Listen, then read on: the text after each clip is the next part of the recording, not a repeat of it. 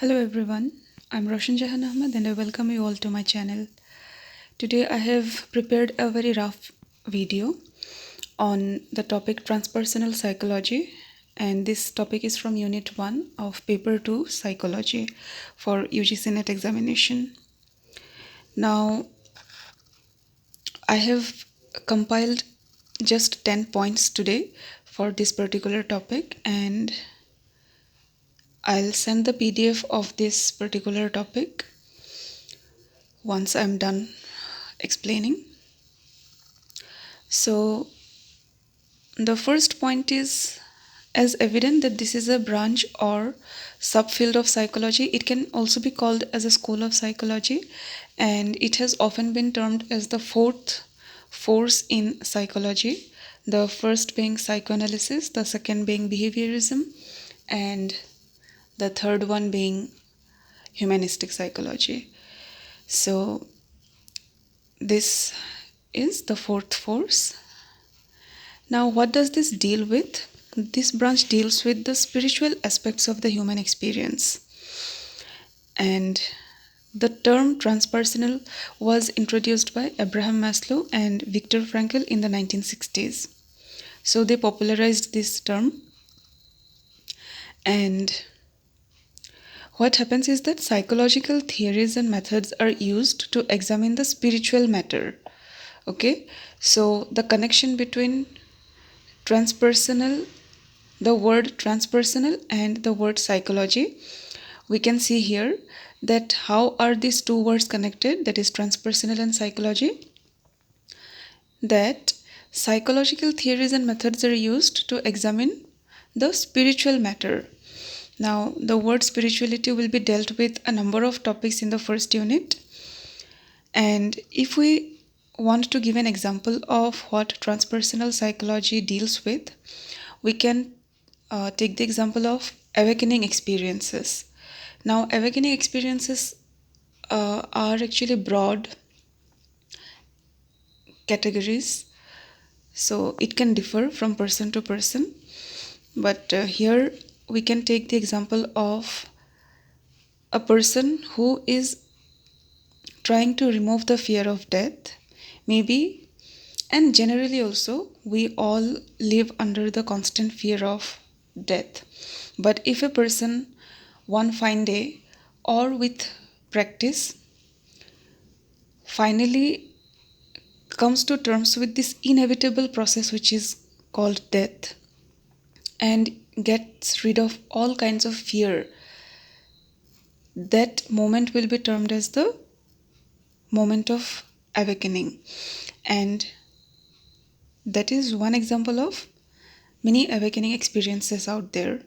So the person suddenly becomes free of all kinds of fears and apprehension, and maybe this will be achieved by lessening the sense of attachment to other human beings or to oneself, the bodily self, etc. So removing attachment and then removing the fear of death can be termed as an example of the awakening experiences which is dealt by transpersonal psychology.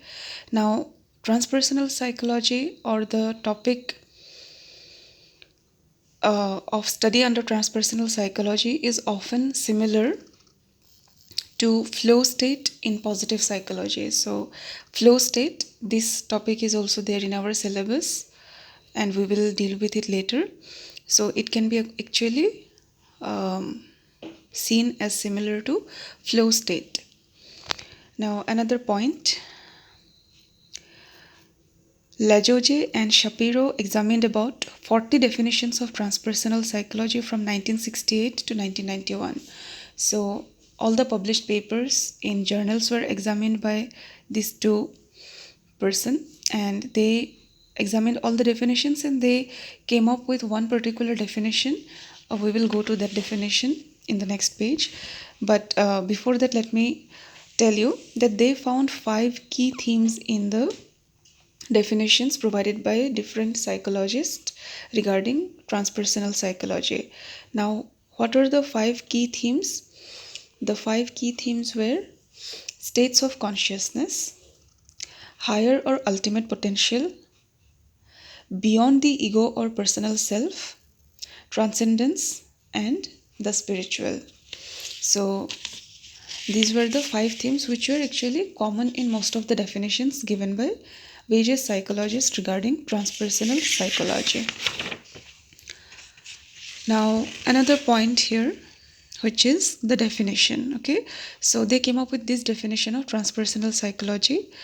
Transpersonal psychology is concerned with the study of humanity's highest potential and with the recognition, understanding, and realization of unitive, spiritual, and transcendent states of consciousness. Now, we will deal with the definition part by part. Another point here, the factual points I have given here. The field of transpersonal psychology began as a formal discipline with the publication of the Journal of Transpersonal Psychology in 1969 and the founding of the Association for Transpersonal Psychology in 1971.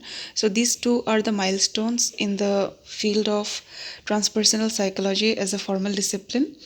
So it started as a formal discipline with the publication of the Journal of Transpersonal Psychology, and it was published in the year 1969, and it was also the inclusion in APA will be discussed in another video, but 2 milestones here, and another was the founding of the Association for Transpersonal Psychology in 1971. 10th point, who took the initiative of the journal publication?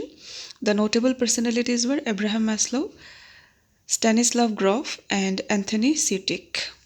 So these 3 were instrumental in the publication of this journal called the Journal of Transpersonal Psychology in 1969. Moreover, I want to add another point here, that the term transpersonal psychology was, though it has been said that Abraham Maslow and Viktor Frankl were the ones who popularized the term, or actually it has been stated that they termed this word, but the word transpersonal has been used extensively by William James in 1905 for a lecture he was about to present in Harvard University. So it was used long back, but it was popularized by Abraham Maslow and Viktor Frankl in the 1960s. So that's all for today's video. I'll come up with more detailed explanation of this particular topic in my next video. Till then, take care. Bye bye.